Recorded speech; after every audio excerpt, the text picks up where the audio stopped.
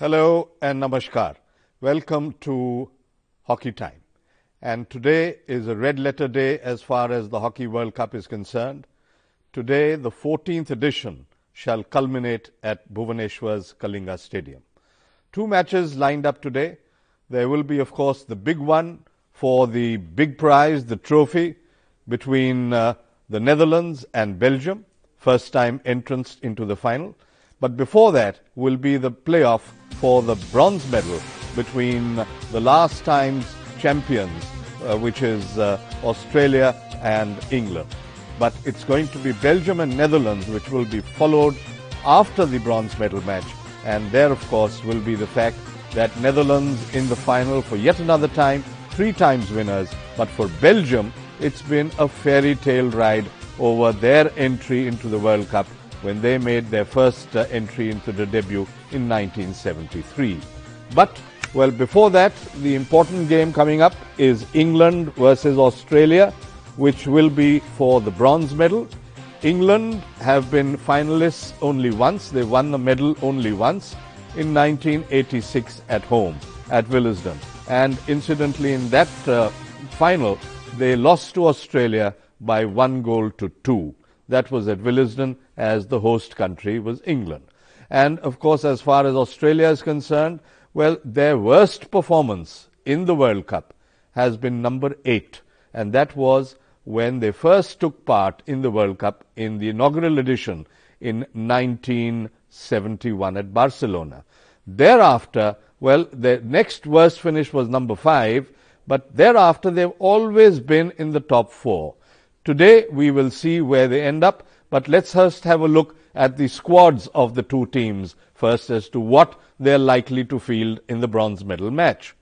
So first we have a look at the team from Australia. They are being captained today by Aram Zalewski. He's the captain. As you know, there is a co-captain system there. Eddie O'Kendon is the other one, but it's Zalewski who's captaining. Well, in the goal is not going to be Andrew Charter, but it's going to be Tyler Lovell. And then the rest of the players who are there with the rolling substitutions will be there. Blake Govers is there, Wire is there, Jeremy Hayward is there, Trent Mitten, Dylan Wotherspoon, Jake Wetton, and Tim Brand. It's a mixture of experience and also of some youngsters, but they are a squad to look out for. And Australia unbeaten till yesterday's semi-final against the Netherlands, as you would remember. What a fantastic game that was. Went to the sudden death in the tie-break, and eventually it was the Netherlands who pipped Australia. The 2 times defending champions were dethroned from the throne and now have to battle it out for the bronze medal. And, of course, Australia, as you know, has got 3 gold medals. They've been twice silver medalists, and 3 times they have been bronze medalists. So, at best, they can hope is for a bronze medal in these games as well. Now, a look at England's squad against Australia. England and Australia were both in the same pool, which was Pool B, where they had lost to Australia by 3-0. Now, here we see George Pinner, but he is probably not starting off as the goalkeeper for this game. It's going to be the other goalkeeper who's going to be coming in, the second goalkeeper. The captain is going to be Phil Roper. And, of course, they've got an experienced team with Middleton there, Gleghorn, and Liam Ansell, who came in as a replacement for the injured Sam Ward. And Sam Ward was expected to be the live wire, but he couldn't make it in the English squad because of concussion. Ian Sloan is there. Luke Taylor is the man who will be in the goal. Michael Hoare will be in the deep defense. And, of course, Phil Roper in the midfield and up front.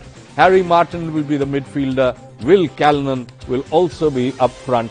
So there is everything to play for. And England, well, I hope they've got their disappointment already behind their backs, because they got a mauling against Belgium in the semi-final. 6-0 was the defeat was inflicted on them by the Belgians, and I certainly hope that England would put it behind their shoulders and start afresh. Well, the favourites here, of course, are going to be, no doubt, the Australians, and they've got a fire machine and the way they accelerate and dictate the pace of the game, the tempo, it's quite phenomenal. And they've got that experience. They've got a fine all-round balanced team. They've got some tremendous 3D skills when they approach the striking circle inside the 23-meter line, on the flanks. They are quite terrific. And England, of course, Barry Middleton is playing his 4th World Cup. So that's what it is. But we'll continue further talking about these two teams as we slip into a short break for the moment.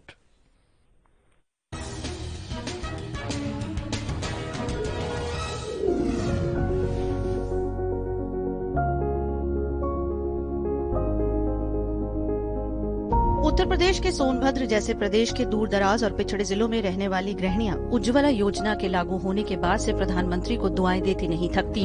लगभग पूरी उम्र धुएं के बीच खाना पकाने की आदी रही 60 साल की हीरा देवी को मुफ्त में गैस कनेक्शन मिलने से काफी राहत मिली है। गैस सिलेंडर हम लोग के गैस मिल गल बाटे, गैस चूल्हा हम लोग के बहुत आराम बा, बहुत सुविधा बा। प्रधानमंत्री हम लोग के दिए हैं, तो जुग जुग दिए। हम लोग चूल्हा के लकड़ी पर खाना फूकत हम लोग के बुढ़ाई आ गए। अब हम लोग के बहुत सुविधा बा। 40 साल की लक्ष्मी देवी गैस पाकर काफी खुश है। उनका कहना है कि अब बर्तन भी काले नहीं होते। पहले के लकड़ी गोईठा थे, उसमें परेशानी हो, फूकने में लकड़ी फूकते फूकते आदमी खांसी आ जाए, खोखने लगे, वही के दिक्कत हो। फायदा बोले चूल्हा पर जैसे बर्तन चक गल, दाल चावल डलाई गल, लेवा धन नहीं लगा के, गैस नहीं, चूल्हा नहीं फूके के नहीं, बर्तन भी बच गए, जलल नहीं, मजने में भी आसान। ग्रामीण अंचलों की बहुएं उज्ज्वला योजना को अपने बच्चों की पढ़ाई लिखाई और उनके समय से स्कूल जाने से ही जोड़कर देखती हैं। समय पर बच्चों को स्कूल भेजना और पढ़ाई के साथ साथ घर में बुजुर्गों और बच्चों का धुएं से निजात मिलना सबसे बड़ी सुविधा है।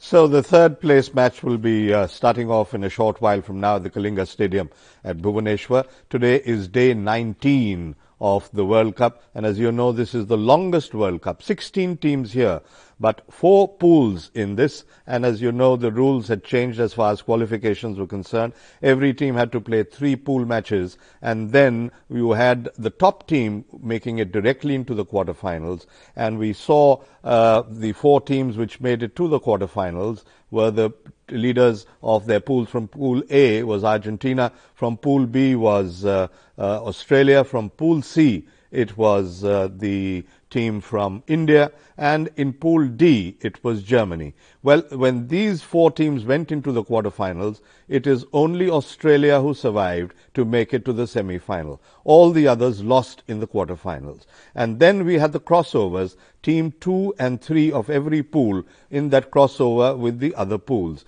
So that's where, when we'll see the final later on, Belgium and the Netherlands were not pool toppers. They came through the crossovers and will be playing the final later this evening. But coming back to the earlier game of England and Australia, well, these two teams have a tremendous amount of history behind them. They've played each other many, many times. And of course, let us see we'll show you some statistics from 2013 as to where they are head to head. And I'm talking of the FIH tournaments only. They've played 10 matches between them since 2013.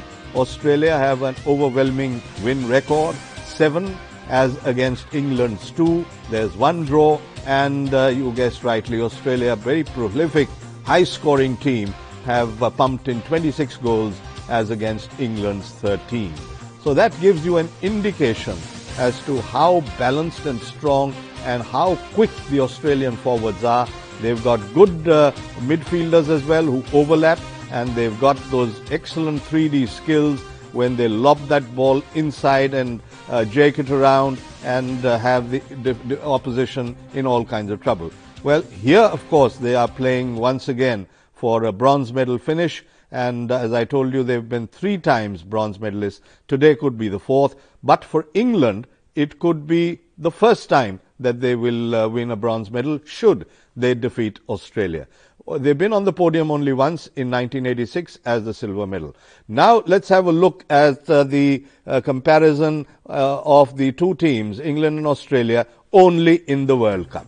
Now both these teams have played 13 World Cups, and in fact England made their debut before Australia, 1971, but Australia came in they missed in 73, so they came in 71, England came in 73.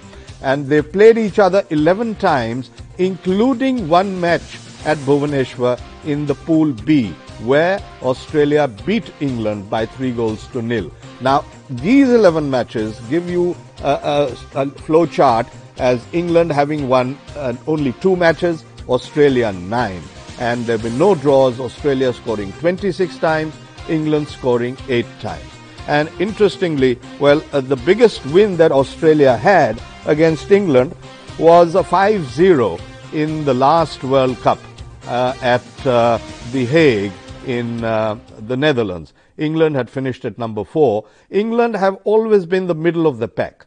They've not done very well. They've always been towards the middle. But the last 2 World Cups, in Delhi in 2010 and at The Hague in 2014, they reached the semi-finals and finished, but they were losers in the semi-final, so they finished at number 4. So they will be wanting to improve that situation and come up to the podium finish, but that will be a big upset for the favourites Australia, who are ranked number 1 in the world. England, of course, much lower FIH ranking, but they've held their pride up and they've done pretty well all around. So we'll have to wait and see as to what England's opposition is going to be. And as I told you, 3-0 was the last time these two met at Bhubaneswar, and those goals came in with no problem at all. You had Blake Gowers, who's the younger brother of Kieran Gowers, who's played 2 World Cups earlier for Australia.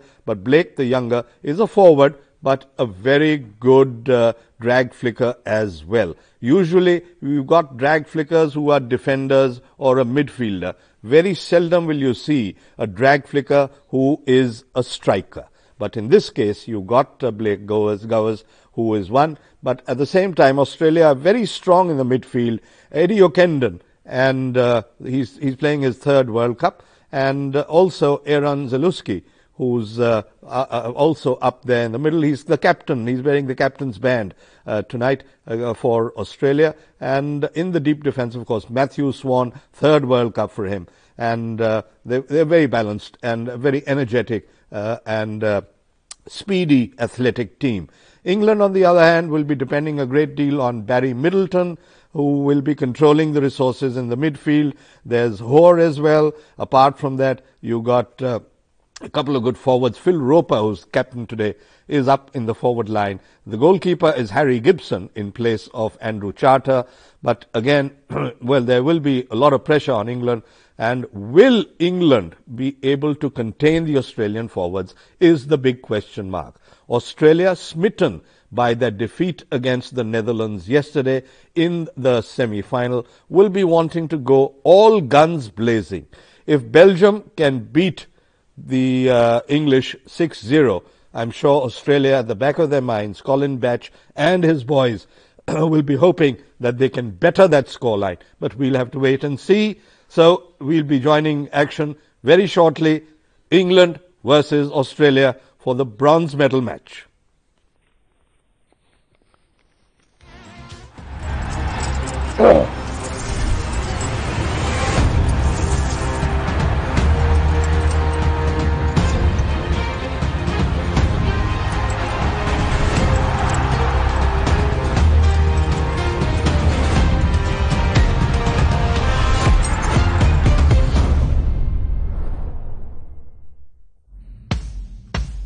Being losing semi-finalists in any World Cup is not easy. Just ask Australia and just ask